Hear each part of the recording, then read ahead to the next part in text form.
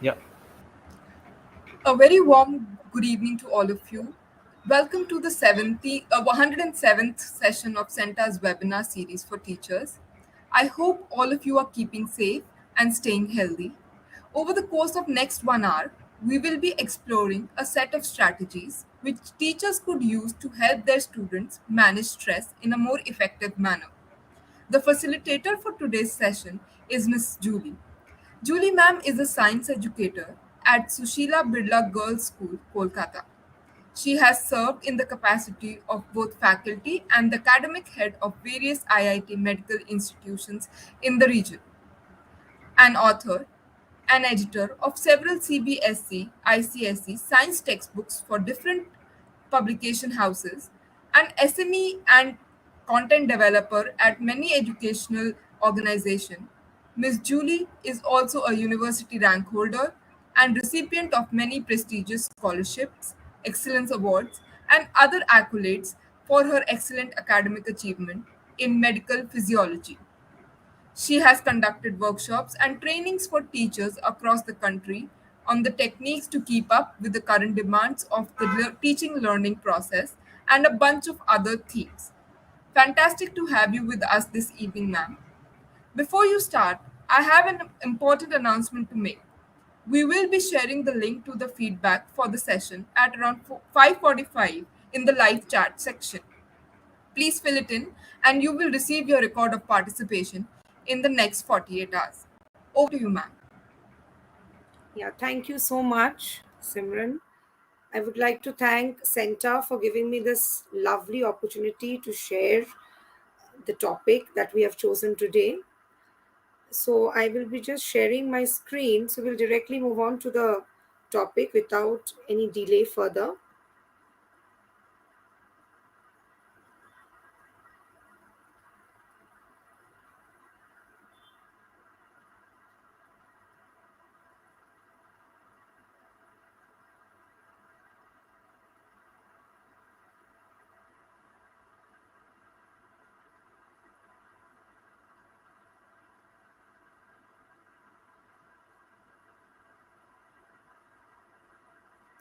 Okay, so a very good evening to all of you. Today's topic is stress management strategies for students. I move on to, I would like this session to be an interactive one, of course. And I guess we all are teachers or parents, and we do deal with children, with students, of course. And we know the level of stress the students undergo during their course of life, during their course of education. So we're going to study certain topics, certain strategies which are related to this management of stress. So before that, let us first understand what is stress. Now, stress is a psychological, physiological, and behavioral response. So I highlight these three terms very importantly. Psychological, obviously, it is affecting the brain. Physiological and behavioral response by an individual when they perceive a lack of equilibrium between the demands placed upon them and their ability to meet those demands.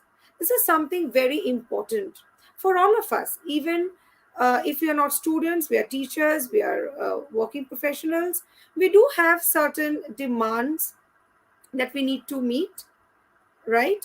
And we do have certain abilities to meet those demands. So when there is a lack of balance, when there's a lack of equilibrium, that we see that, okay, I have certain demands that I have to meet, but I don't have the ability, or I don't have the time, or I don't have the potential, any reason can be, for me to meet that particular demand, then there becomes something which is known as lack of equilibrium between those two, and I develop stress. Okay, and their ability to meet those demands is not fulfilled, so which over a period of time leads to ill health. This is being said according to Palmer in 1989. Stress, of course, is a complex phenomenon. Challenge for one person can be stress for another. What do you mean by challenge here? Anybody else? Come on, I just want the responses to be the in the chat box. What is this line which is written red, the challenge for one person can be stress for another. Anybody else? Can I get some responses in the chat box, please?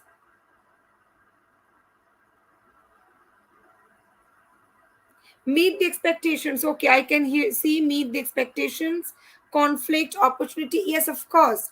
Say, for example, if I have to do something, for me, it can be a challenge that, okay, I have to submit so and so assignment. If I'm a student, I have to submit this particular assignment or this particular project, whatever. That can be a challenge for me. But for the another person, we remember we all are different individuals. But for another student, it can be a stress.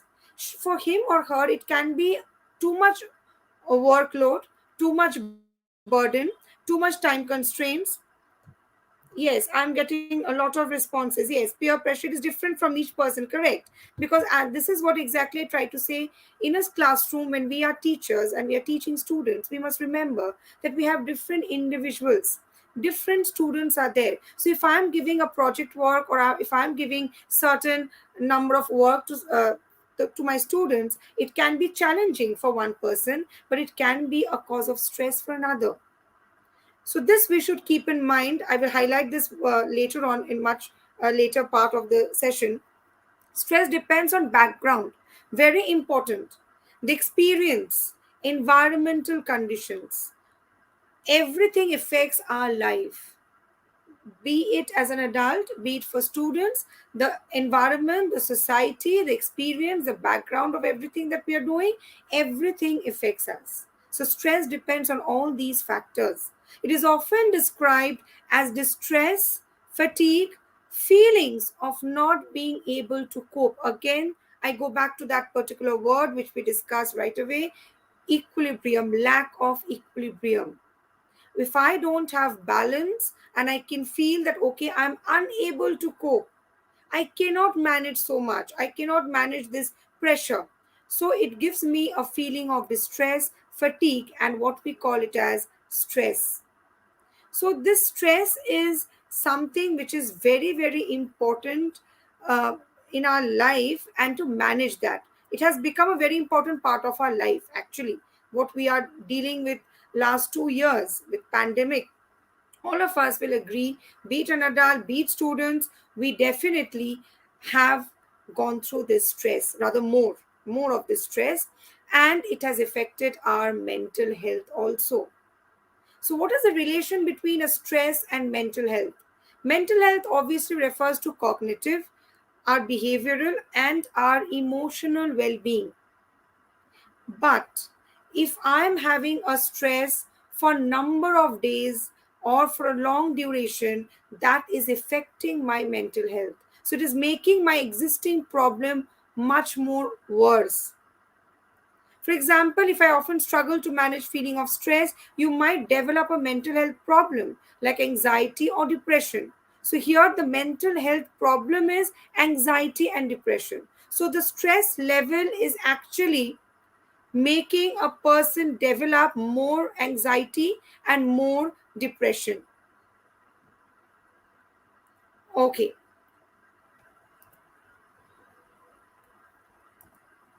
This particular schematic representation that you're seeing on the screen is actually describing that how stress is developed, and how our body and mind is developing changes due to that stress.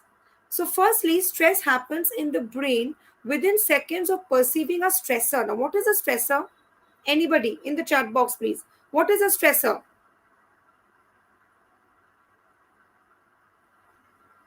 What is a stressor? Come on.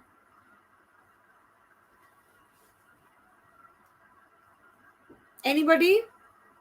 Can I get some more, messages in the chat box?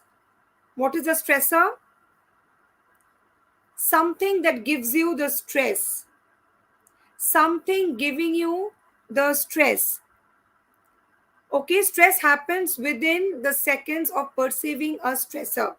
A stimulation, you can say, an object, a situation, anything that is adding on to your stress.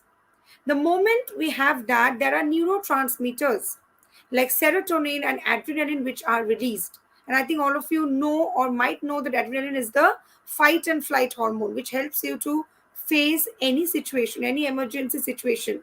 That is why we call it as a fight or a flight hormone. So these two neurotransmitters are released and the stress hormones are released, which affect the areas of the brain key for memory and regulating emotions. This is a flowchart that is describing how it affects our memory and our emotions. Remember, the brain is like an alarm system. The moment you have stress, the moment the body understands that, okay, this is particular stress for me, this is particular not very much pleasant for me, the brain develops that alarm system and releases certain things to make your body cool and calm. But what happens at times, we are in a very rat race and we are all in this busy schedule. Our alarm system doesn't shut off. Okay? Our alarm system doesn't shut off and we remain in that phase of this stress. And the management of stress is actually to reschedule that, okay, alarm system. So that will help my body and mind to adapt to the changes that it is happening. Recent studies have shown that long term stress can change the structure of the brain, especially in the area supporting the learning and memory. So, this is very, very important for our students' life. It is affecting, it can affect both the gray matter and the connections between them. It is possible that these changes, along with other factors, can ultimately increase mental illness. So, there comes the importance for us as teachers, for us as parents or elders to help our students to manage stress.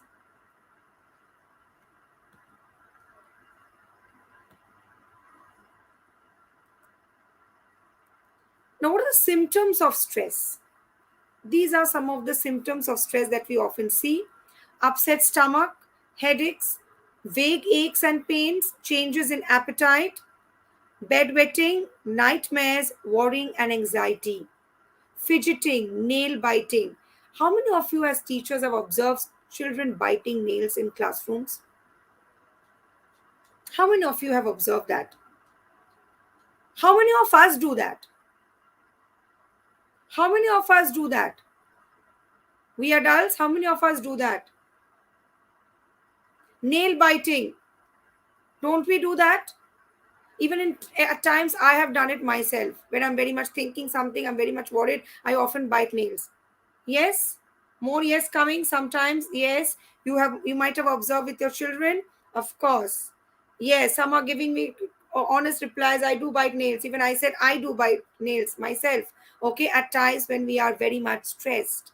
So often we see children having these symptoms in classrooms: fidgeting with fingers, with looks here and there. So this not lack of concentration, fidgeting, anxiety, refusing to go to school, physical aggression, crying often, difficulty sleeping. You will often see children sleep in the classrooms.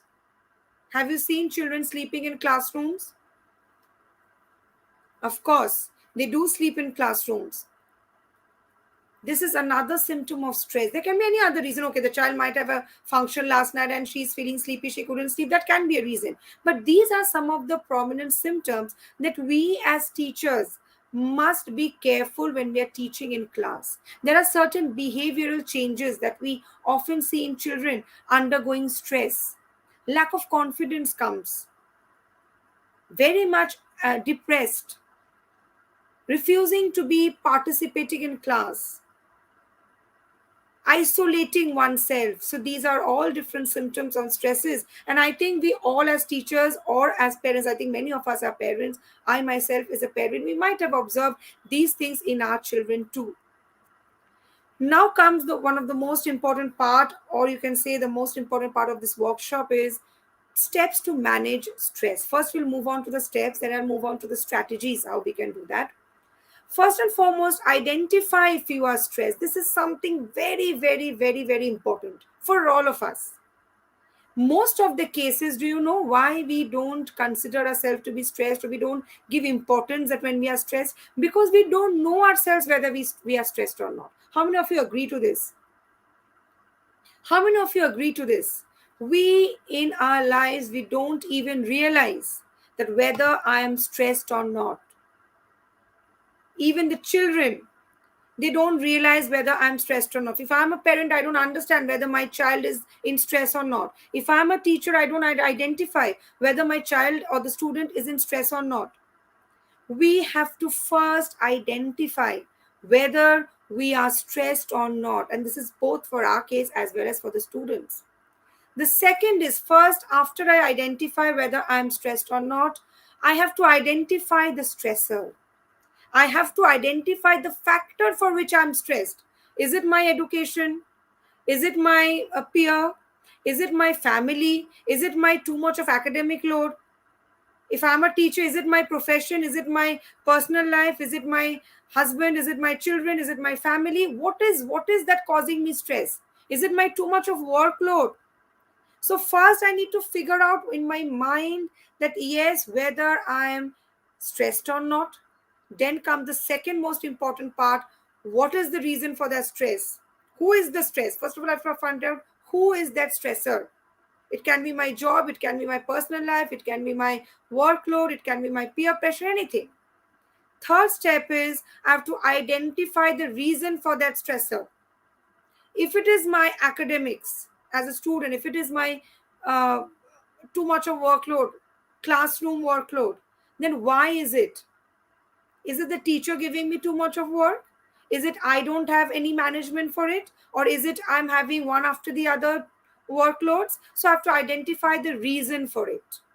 Once these three things are done, once 1, 2, 3 are pointed out, I identify myself as stressed. I identify the stressor. I identify the reason for the stressor. Now comes the most important part. Select a management strategy. See, I can't think that, okay, I'm stressed, so let me be in stress. Or, okay, if my students are in stress, let them be in stress. We can't afford to do that. We have to select strategies for maintaining that stress. And we have to work on it. We have to follow those strategies. Then what? I will sit back and relax? Then what? Will I sit back and relax? No. I have to evaluate that. First, I have to practice those and then evaluate. Suppose I choose X strategy. I have to practice that X strategy. Only if I feel like today I do that strategy, will it relieve me from stress? Of course not. Of course not. So I have to keep on doing that. And after that, what? I have to evaluate.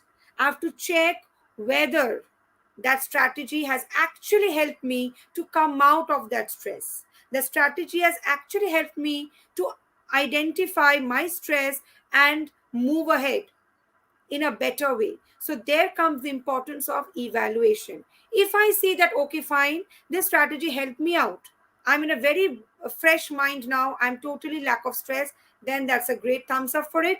If I find that no, this strategy particularly have not worked for me, I'm still having 40%, 50%, 60% of the stress remaining, then what am I supposed to do? Who will tell me?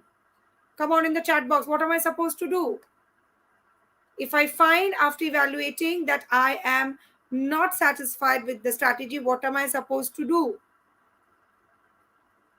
What am I supposed to do? Who will tell me? I will change my strategy. I will change my strategy. There are n number of strategies that are there. So after I evaluate and see that, okay, fine, it didn't work out for me, I'm still stressed, maybe it has relieved 50% of it, change. Yes, correct. Everyone is now saying change, try a new one. Correct, absolutely. So there comes the importance of practice and evaluation. And let me tell you, we don't do this fifth point. Even if I'm doing the 1, 2, and 3 and 4, we hardly do the fifth point. And that is where the main problem happens, that our management of stress is not complete.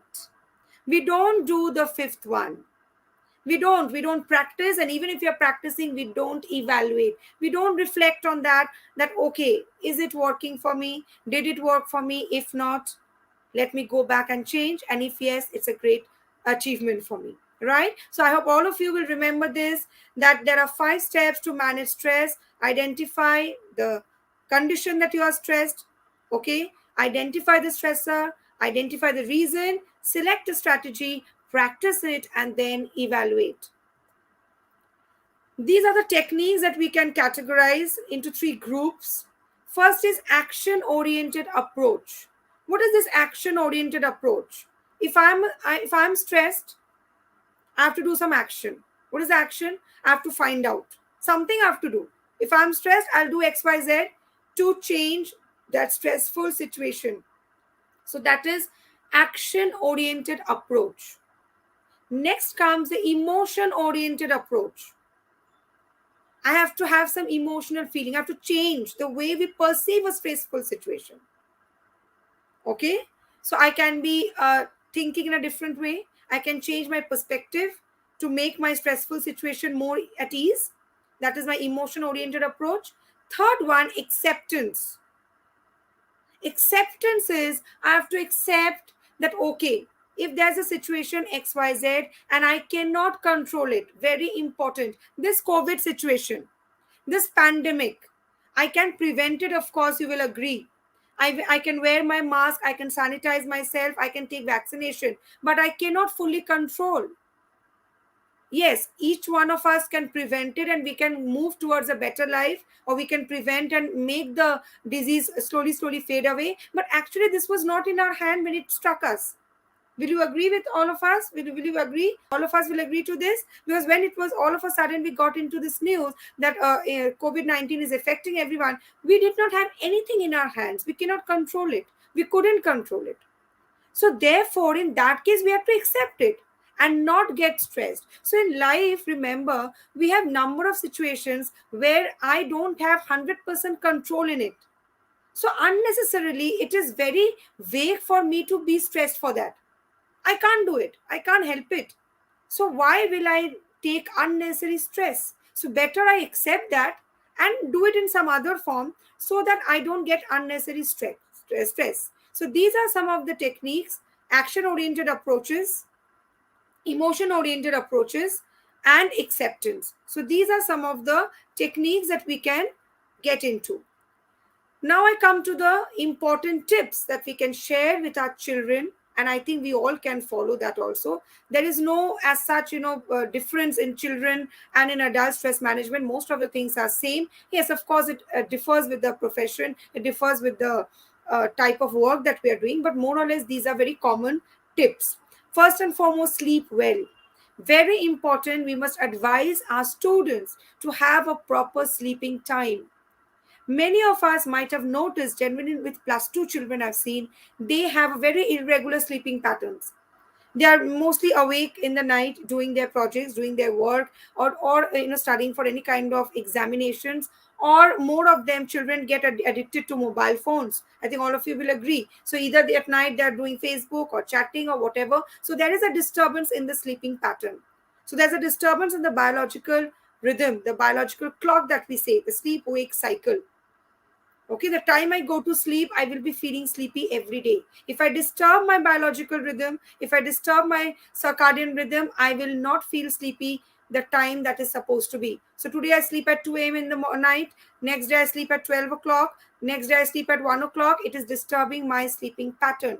So I will not be able to sleep properly. So first thing is very important, sleep. Sleep gives you a rest in your mind. It makes your body function well.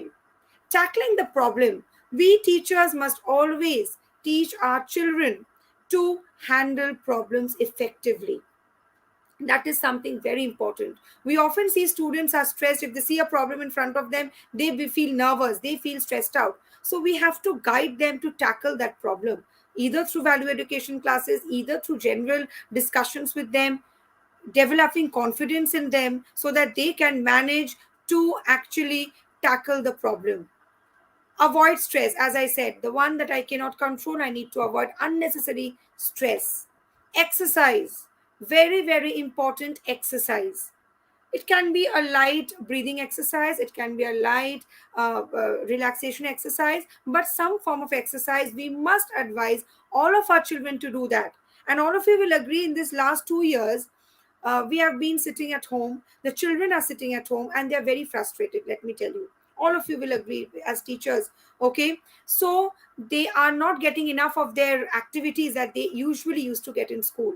Yes, we are having online PT classes, but you are not getting that ambience, that atmosphere of a field, of a basketball court, of a the big lawns. They're not getting that. That obviously we are trying our level best to make them exercise, but yes, again, we have no other options now. But we have to motivate our children to keep on doing exercises. Eat well, very important. Nutritious diet, balanced diet. Children, adolescent children especially, they have a tendency of dieting at this age without knowing the actual meaning of dieting. They feel that dieting means skipping meals. So skipping meals is not actually dieting. I hope all of you know that dieting is something that we take everything but in proper amount and in proper proportion and in correct time. Very important. Okay, it's not like I deprive myself of totally a protein or totally of carbohydrate and I'm dieting. That is something very wrong concept. So nutritious meal, proper balanced meal has to be told to the children to consume so that they get proper immune system as well as they can have a healthy life. Vacation. I think all of us love to go for vacation, right? So here, of course, again, in this pandemic, we cannot ask them to do go out for vacation, but of course later on we can definitely ask them for vacation. We seriously can ask them for vacation, and I think many of the children, they wait for summer vacation, they wait for other thing to have a vacation, and they can go out for a vacation. Meditation and relaxation. How many of you as teachers practice meditation in classroom? How many of you? Like 5 minutes, 10 minutes you take out of your daily class, or maybe twice in a class in a week, and you ask the children to at least close their eyes, keep everything away, and for 5 minutes and meditate. How many of you do that? If not, please start. If not, please start. Okay, we can, if a 40 minutes class is there or 45 minutes class is there, at least we can dedicate 5 minutes starting of the class for meditation. Just tell them to keep everything away, close their eyes, take a deep breath, and just focus. Remain cool and calm, not to have any kind of hassle, not to have any kind of chaotic situations. The mind has to be very cool and calm. Then of course effective teaching and learning can take place. Relaxation. Meditation and relaxation is very, very important. If we are not doing it, we have to start doing it. That is very important. Hobby. Encourage the students to do whatever they like. It can be artwork, it can be cooking, it can be painting, it can be singing song, writing, anything, anything, but just to release their stress out. Tell them to take out 10 minutes, 15 minutes in a day and to devote some time for their hobbies. In our daily life, in this busy schedule, we all have forgotten. I think all of us will agree that we do have hobbies of our own, right? Some of us might love cooking, some of us might love writing, painting, getting dressed up for ourselves. That can be also a hobby. But how many of us get time to do that? How many of us get time to do that? We don't.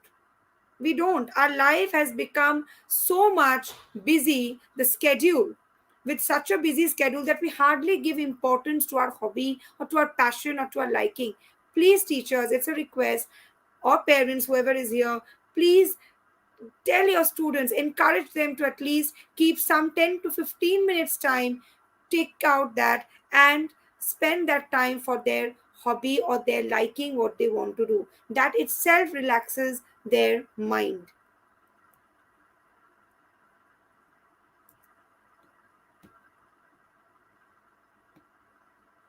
Play with pets. This is something, a very, very effective strategy. Those who have pets at home, it's very much important for those children to spend some time with pets. Even adults, we can do that. Those who have pets at home, it gives you a very, very relaxation time, a very good time when you spend time with your pets. This is another very effective strategy. Okay, the next strategy, that is time management techniques. Before I move on to this is a very, very important cause of stress in children, in students' life. Time management, improper time management. And that is the main start off, you can say, for any kind of stress. They don't have a proper time management. So what happens? Before the exam they are stressed because they have not studied properly, they have not submitted their assignments on time, they don't know which work to do now, which how much is left, how much is done, nothing, because they don't know the skill of time management. And that is one of the most important part which is causing them more stressed. So here I will share some important techniques for time management. First of all, children must have a time setup for completing the task. In a week, if I know that I have these classes and I have these assignments, so I myself must frame out a time that, okay, for this particular project I need 2 hours time. For this particular assignment I need 1 day's time. 1 day time during the day I can give, say, 2 hours, 3 hours for this assignment. So first and foremost they have to practice that, estimating how much time will I take to complete this task. It can be a project, it can be a webinar, it can be a workshop to attend, it can be assignments, anything. But they first need to understand, they must first need to estimate the time. Make checklist, very important checklist. We all do that.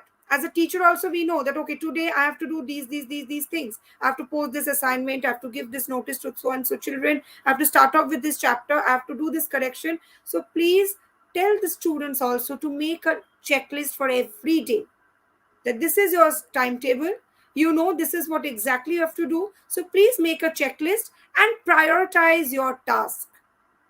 Very important to prioritize.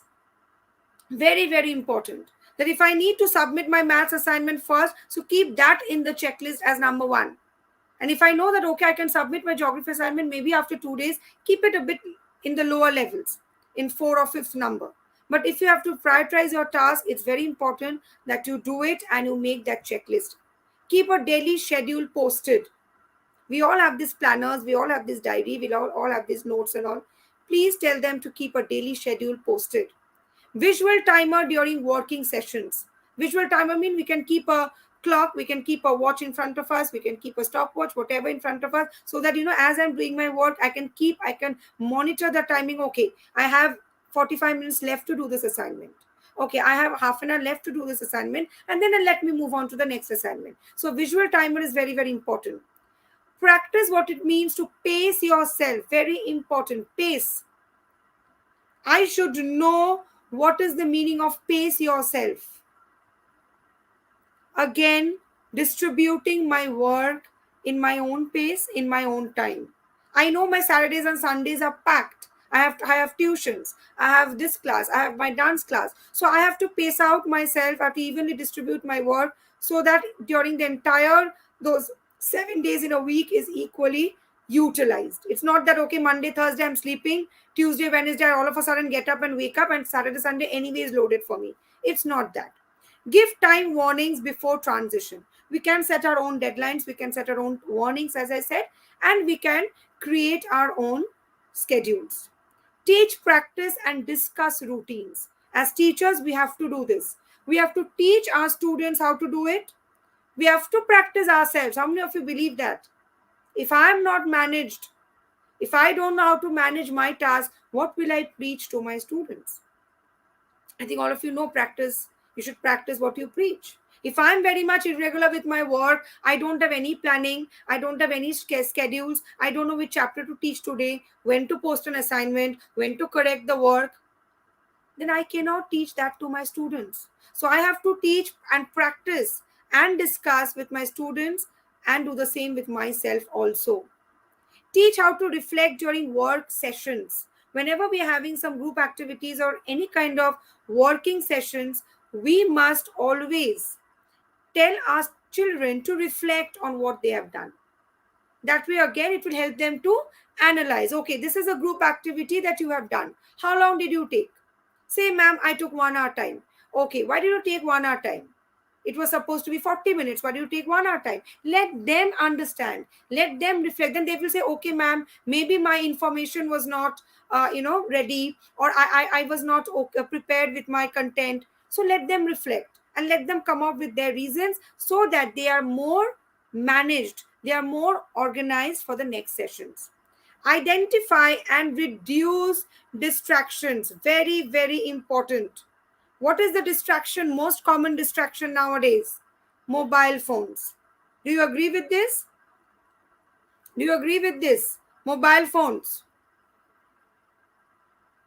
and laptop, of course. The technology, we call it as technology, obviously is very, very important, and because of technology we are present and we are doing our education and whatever during this pandemic. It was this technology who have saved us. I truly agree with this, but at the same time it is one of the most important distraction element. The mobile phones. Children are always in their WhatsApp. Children are always chatting with each other. And nowadays, if you ask children, what are you using your phone so much? Ma'am, the PDF is inside my phone. I'm reading. Or the teacher has posted the assignment in the phone and I'm doing that assignment. Even with parents, we have heard that. Whole day the child is with phone. If the parent goes and asks that why are you with the phone? No, I'm studying. But of course, they're not studying always. There are distractions. They are getting WhatsApp messages. They are getting certain uh, Instagram, Facebook, whatever they are doing. So these are distractions which are eventually causing more stress because they are not managed. It is not helping them to have an organized schedule.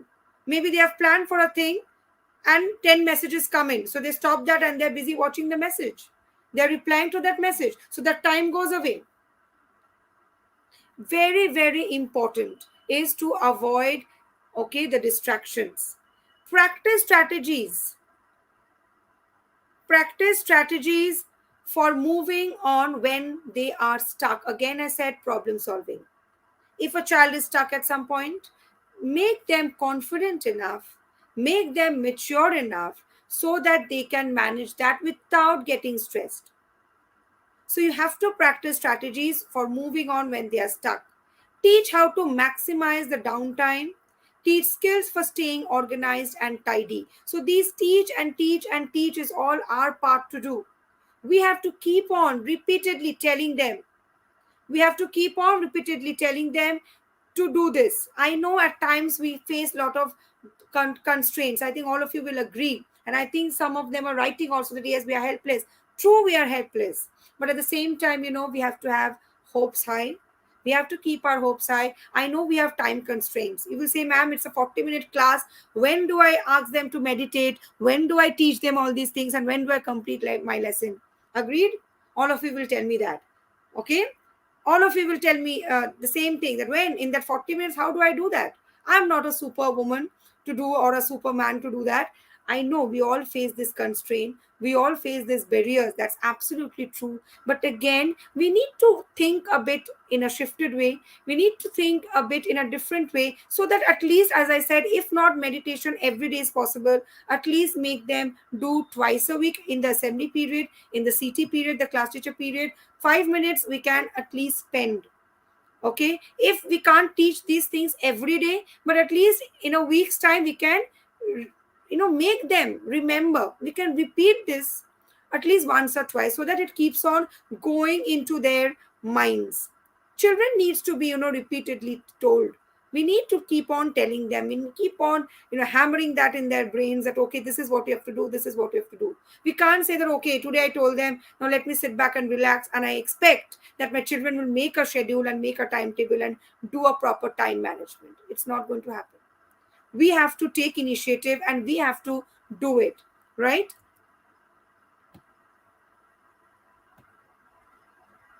Okay, any questions so far? Anybody would like to ask any question? Okay, now this is something, a quick student stress busters. This exercise is I've given you the steps here also. At the bedtime they can do these bedtime stretches for stress relief.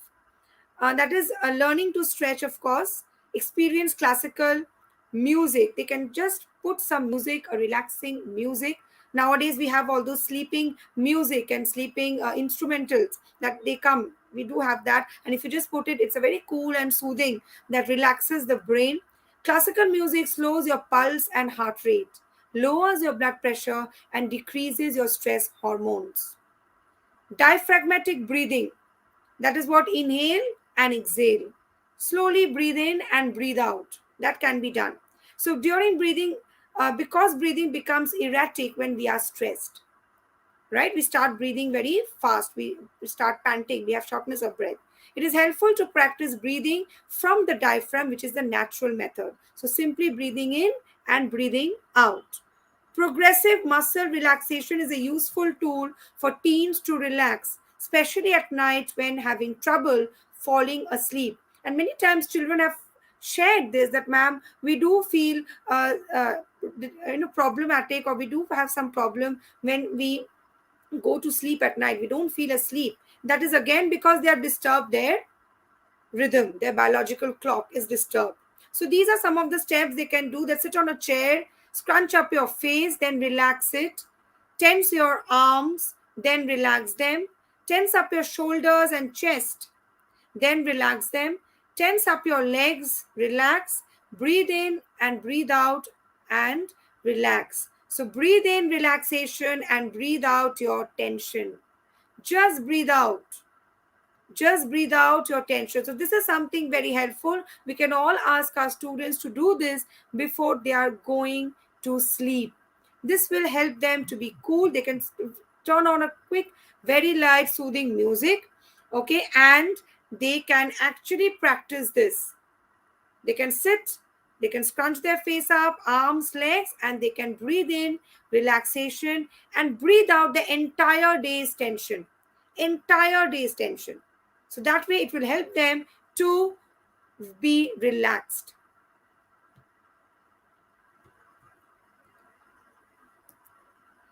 Now comes the teacher's role. Again, I'll just keep on saying some more points here to relieve students from stress. Limit homework load. Again, I said, you might say that, ma'am, we have so much syllabus to complete. We have this to do. We have that to do. So how do we limit the homework load? Here comes the management, what we have to do. If I know that, okay, I have to give 10 assignments to my students, and I as teachers have to distribute that evenly, that I have to plan. At times we are so much loaded with our own problems, with our own life, that at times what happens, we forget to divide these things in a better way. I'm too busy with my schedule. I'm too busy with this works. Maybe it has gone out of my mind that I have to set an assignment which they need to complete by Monday. So what I do, I set the assignment on Saturday and tell them that please complete on Monday. Don't we do that? It happens. We are all humans. It's not like we are blaming each other. I'm sharing these things because I myself as a teacher, we know that. We at times do this. Maybe that has slipped off my mind that, okay, the children are supposed to submit it on Monday. So I am supposed to give them at least 1 week time to do that. But I have forgotten. It completely slipped off from my mind. So I remember on a Saturday evening that, okay, oh God, I forgot to give that assignment. So I overload and I say that, okay, you do it by today and give it to me on Monday. So that is something not expected of us, from us. So we have to plan that, okay, what I need to do, which class needs to do what, and I have to limit the load at times that we do. Keep kids moving. It is especially for the online offline classes. When we go back to our classes, let the students move around in the classroom. Let them do some activity, liveful activity. Don't let them sit on a chair, attend 1 hour class in a very boring format. Tell them to get up. Tell them to, okay, go around, search this and bring back immediately. Go around, go at one corner of the classroom, make a group, discuss and come back. So keep the kids moving so that they don't feel stressed physically as well as mentally. Play music. I'll share one incident. It happened with one of my known people. So there was a child in the class, a senior school child, who used to sing very nicely. Okay, she has a very beautiful voice. She had a very beautiful voice and she used to sing very nicely. So what this teacher used to do is that the teacher, and it was a maths class, of course. So anyway, students have such a lot of fear and anxiety and depression about maths. They feel that fear about maths. Many students have that. So what happened is that this teacher used to tell this girl to sing a 5 minute song starting of the class. Okay, that just sing 5 minute song. And this child used to sing this song, and when everyone used to just be calm and listen to this girl, and they used to feel fresh. After that, they used to do maths. So that was a technique, developed by the teacher. That okay, why do I need to play music when I have this child in the class and she sings beautifully? So why can't I just tell her that okay, why don't you sing a song for all of us? So all 40 of them used to listen, keeping their heads down, and this girl used to sing lovely song very politely, very nicely, and all of them used to be relieved and used to just put their head down and listen. And after that 5 minutes is over, then they used to all go for that work. Class started. So that relief, that stress relief, is something very important. Remember, teachers, we again, I said, we all have individual students and they all come from different backgrounds. Say a child might be stressed because something might happen in her house last evening, right? We must understand these situations. The child is stressed, the child is very upset, and then I start teaching a very important concept, and then I expect the child to be fully attentive, fully participative in my class. No, I can't expect that. I must understand each and every one, what is going through them. It might happen that she had fought back with her sibling last night and she's very upset with it, or she might have had some major issues in the house and she might be upset with it. And then I go to the class and I say, okay, you're not paying attention, get up, stand up and do this. I can't do that. I can't do that. I have to be very, very polite and understand that okay, this child is behaving that way, so let me understand. Again, identify the stressor, identify the reason behind that stress. That is what our role is, right? Teach about time management, that we have already discussed. Listen, listen, listen, very important, which we don't do. We always keep on talking. And if there, because I said we have time constraints, 40 minutes class. If a student is trying to share something, we say, okay, you come to me during the break time. You come to me at the end of the day. Now I don't have any time to listen to you. Let me finish up with the syllabus. Don't we do that? Don't we do that? Of course we do that. So please, teachers, very, very important is listen. Effective communication. Develop a rapport with your students. Develop a proper communication with your student, a proper relationship. Remember, there are many things a student will share with us, with the teachers, than their parents. Many times students feel hesitate to share number of things with their parents, but they're very close to a particular teacher, to that one teacher where she can come and she can share her feelings, she can share her stressful reason, anxiety, depression, anything. So you have to be that one teacher. You have to be that one teacher to whom a child can go and approach. So for that, you need to build a positive relationship. If I'm very aggressive, if I'm very much irritated always, okay, I don't entertain anything, no one will come to me. None of the students will come to me to share his or her stress. Then how am I going to help them out? How, as a teacher, I'm going to help them out? I cannot. I cannot do that. So I have to have a very, very important aspect, that is a positive relationship with my students. Students need to understand what stress is and how to cope with it. Resilient behavior, adapt. Teach them how to adapt. This again we can do in a value education classes. If you're a class teacher, you can do it. Or in general, take out 5 minutes time and tell them what is stress, how they can identify stress, and how they can cope with it. Very important. The importance of acknowledging student effort. How many of us do that? How many of us acknowledge the student's effort? We at times don't do that. A student might be very good, might have a very good potential to do certain things, but I might not have the capacity, or I don't give importance to acknowledge that. The child might can have stressful situation for that. My teacher never appreciates me. My teacher never rewards me. My teacher never understands me. So that can again generate a stress for that student. So always be positive, give a positive feedback. Even if it's a negative feedback, give it in a positive tone, teachers. Very important. Your work is very bad. Do not say this. Do not say this. It is a negative feedback. You can rather say that, your work is not up to the standard, could have been better. Would you try making it better? This is a positive feedback. Okay? Or feedback which is in a positive tone. So the child understands that, okay, my work is not up to the standard, my teacher is not that happy, so I need to work on it in a better way. But we can't just say your work is pathetic, your work is very bad, how could you do this work? We can't use these negative things. These again includes, or rather stimulate the stress level in children.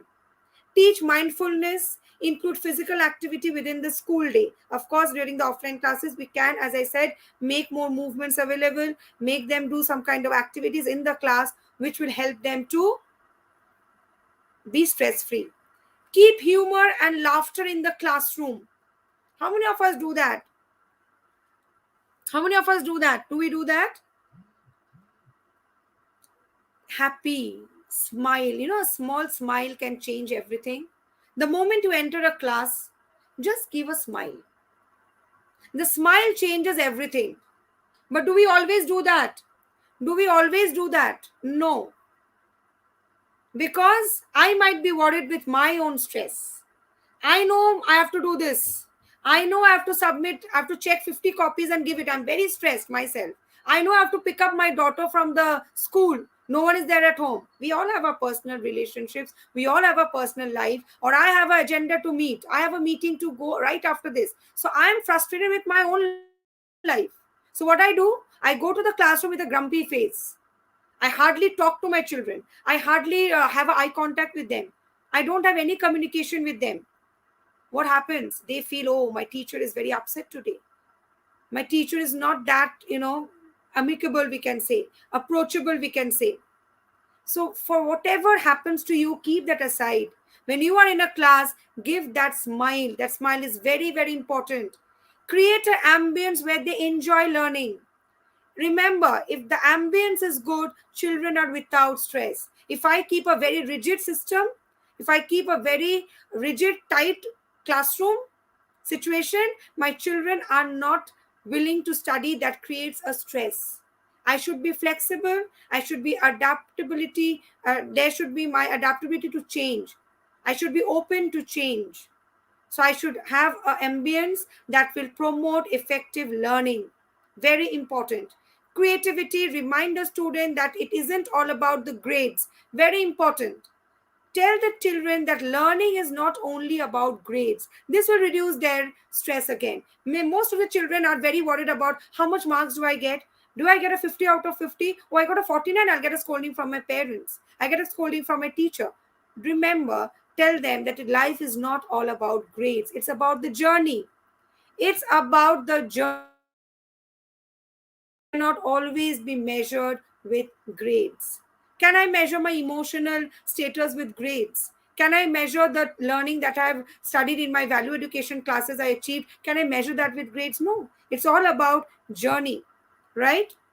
Very important, create a mental suitcase. A mental suitcase means keeping everything positive and negative, just like a suitcase where we pack everything and take it, all the necessary items. So we must have a mental suitcase, of course, to create certain things, both positive and negative, and handle them equally.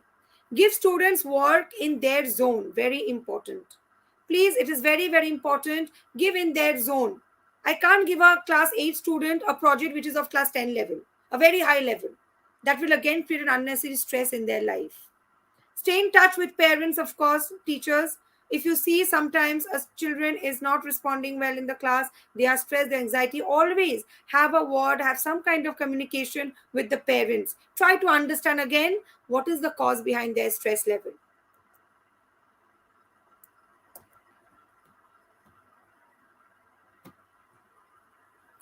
And very important thing, keep yourself relaxed. Keep yourself relaxed. The teacher set the whole tone of the classroom. Do you agree with this? Do you agree with this? We are the main tone setter of the classroom. Again, I repeat, if I'm stressed, I'm worried about my house, I'm worried about my today's agenda, I'm worried about whatever work I have, and I'm frustrated and stressed and agitated myself, I will create that same in my classroom. I will create that same in my classroom. So I cannot afford to do that. I have to set my tone of the classroom in a very positive way. For that, I need myself to be relaxed. Here, quick tips I'll share again for the parents. Here, of course, I know we are teachers, of course, many of them are parents here. So, just whatever points I've said, the parents can do the same thing more in a better way at home. So, don't overschedule, don't overload your children. Ensure the right amount of the sleep that they do. Very important that the parents need to ensure. We teachers can guide them, but of course, at house, the parents need to ensure that. Serve a healthy diet, incorporate exercise into the day, very important. And this, the last but not the least, this flowchart, I think all of us must remember. We as adults can do this. We as parents can share this. Children can share this. This is something very important, motivating for all of us, that if you are stressed, you have two options. Stop stressing and you figure out why you are. Okay? Now, once you figure out, figuring it out why you are, you can think that something you can do about it. If you can do something about it, okay, then work on it. If you can think that I cannot do anything about it, take a nap. There's two options. If I can do something about it, I'll do it. If I cannot do something about it, then I will not worry about it. That is something very, very important. So you are stressed, you stop and figure out why you are. If it is a yes, okay, then you figure out. If you're still stressed, figure out, of course. If you're still stressed and you cannot figure out, take a nap again. Okay, but don't unnecessarily stress your brain. If you can do it, again, its answer is yes. Use that stress energy to go and do that thing. If you can really do it. Okay, so it's like a flowchart, it's like a cycle. If I can do it, let me do it. If and after doing it also, if I'm still stressed, again I'll stop doing that and I'll figure out why am I. And suppose if I can't do anything, let me go back and take a nap.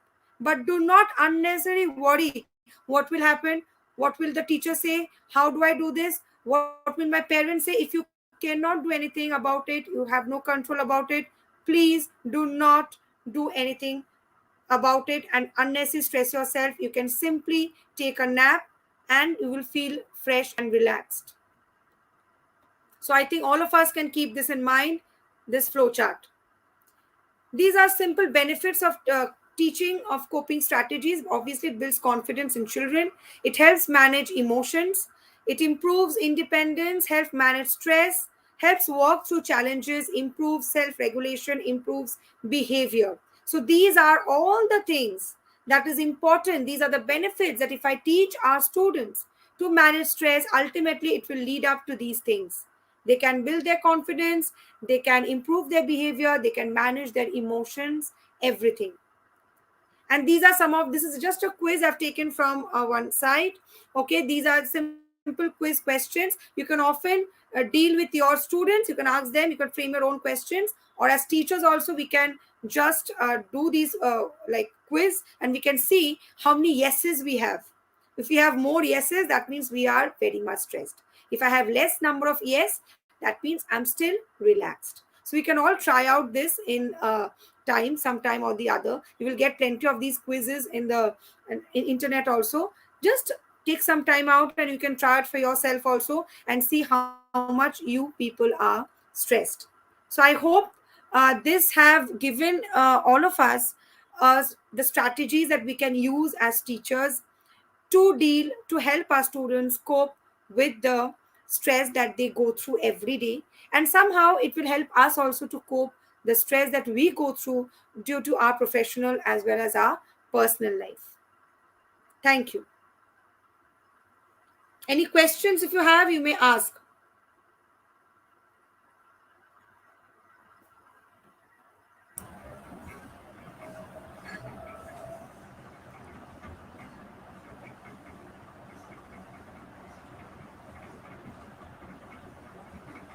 Any questions? Anybody? There seem to be no questions. I think everyone is just overwhelmed with the information that was shared with them, and hopefully it will be very helpful.